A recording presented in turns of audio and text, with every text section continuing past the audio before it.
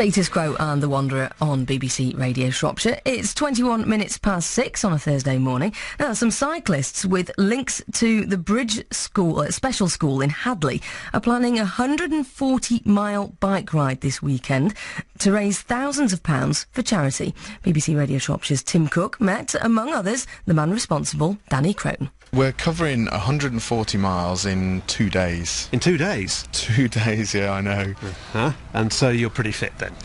Well, I've been doing some training, but I'm not sure that I'm quite ready for it just yet. Well, you need to be, because you're setting off when? The ride starts on Saturday. Right. That's Danny Crone, who has connections with the Bridge School in various ways. Got another Danny here. Danny, how old are you? I'm 16. And you're a pupil here, aren't you? Yeah. What do you think? Do you like it here? Yeah. What's good about it? Everything's good here, yeah. Do you like cycling? Yeah. Ah.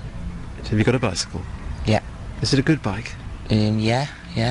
Sarah Venn, one of the teachers here. The cycling itself, I guess that's something that a lot of the children like doing.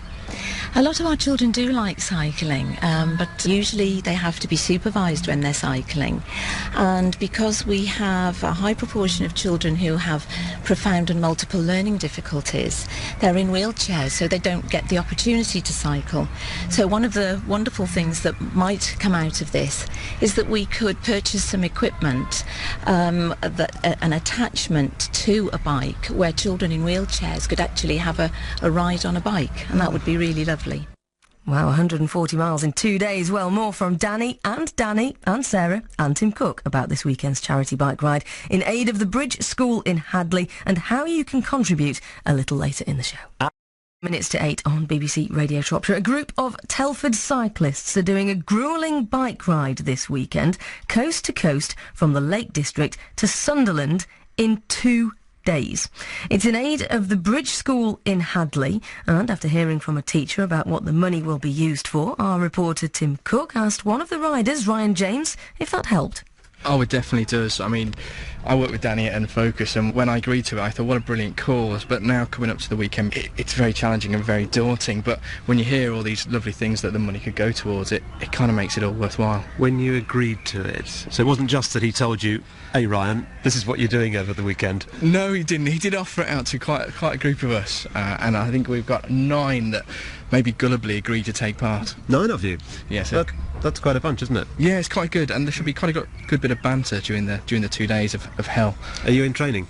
We are. We've been doing probably about 2 months of training now. Still don't feel quite prepared, but we're going to give it a good go. Yes. Danny Crone, you're a persuasive kind of character, are you? I can be, yes. What prompted this idea in the first place? Well, I'm always looking to do work for charity where we can, but always looking for personal challenges as well. So over the years we've done a variety of things, commando challenges, half marathons, that kind of thing. And we'd never actually tried anything on 2 wheels before. So our sort of regular bunch of guys, I kind of persuaded them that actually taking on a bike ride would be a good thing to do. I just wonder, it's a question that often occurs to me when I'm talking to people about charity fundraising of sponsored events. Basically, you fellas are going on a nice cycling holiday and you're asking people to pay you for it. Well, it's not all that nice, actually. We looked at the route last night, and we actually saw that at mile 67, which actually is the furthest I've ever been on a bike, there is an ascent that lasts for 2.5 miles that goes up 2,000 feet. I'm definitely not looking forward to that piece. I've seen the map. Shall I tell you what it's called? Yes, go ahead. It's called Fiend's Fell. It sounds awful. Ryan, isn't that where cyclists get off and walk? No, we can't. None of us are allowed to get off. We've got to go the whole way. Really? Yeah. You've got to cycle the whole way. Sarah Venn, one of the teachers here. You must be quite impressed listening to this, because these guys are, surprise, surprise, they're putting themselves out a bit. I'm extremely impressed with what they're doing, absolutely, and the amount of money that we've sort of talked about being raised is fantastic. Which is what? So, how much? We have said about 6,000 to 7,000, which is It's a is lot. absolutely fantastic. What does that mean to So- a school like this? Well, the thing is that this money will be earmarked to be used for some very specialist equipment for our pupils. Brilliant. What sort of thing? So we'd hope to buy bicycles for pupils who can actually ride bikes, some specialist bikes, maybe some trikes for pupils who need a little bit of extra stability, some very specialist equipment for our wheelchair pupils.